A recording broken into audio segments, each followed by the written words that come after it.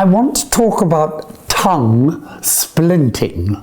Many of you won't know what that is, but surprisingly, most of you will do it. I think the ratio is 60 to 70% of people. Try swallowing this moment and you'll find when you swallow, it's quite likely that as you swallow, you suck on your teeth to do so. And as you do that, you will separate your teeth very slightly, with the result that your tongue pushes in between the teeth slightly. Some people, of course, do it more than others, but very often you'll actually see that the tongue is visible when people swallow like this.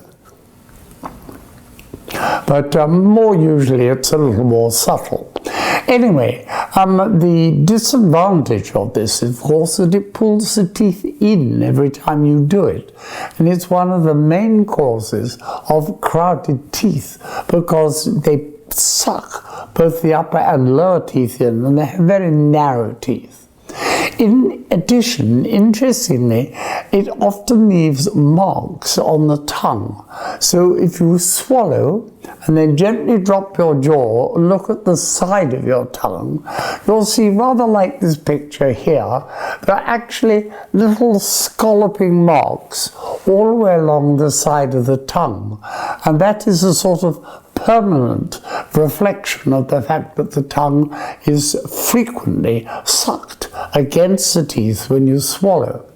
Now, you might say, so what? But in actual fact, it's not just likely to cause crowding of the teeth. It can also go with quite marked damage to the shape of the face.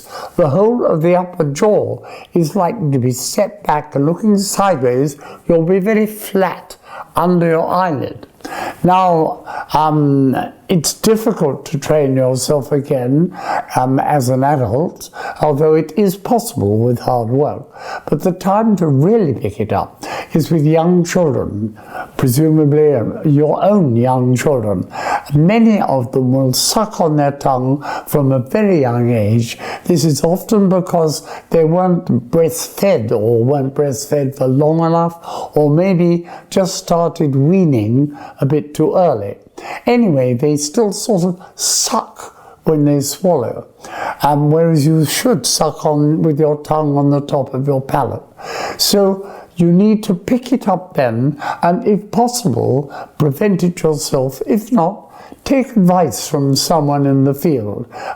Most orthotropists know what the problem is and how to correct it. But if you can't find an orthotropist, a speech therapist, or if you can find one, a biologist, all of them have the skills to do that with. But it is an important feature.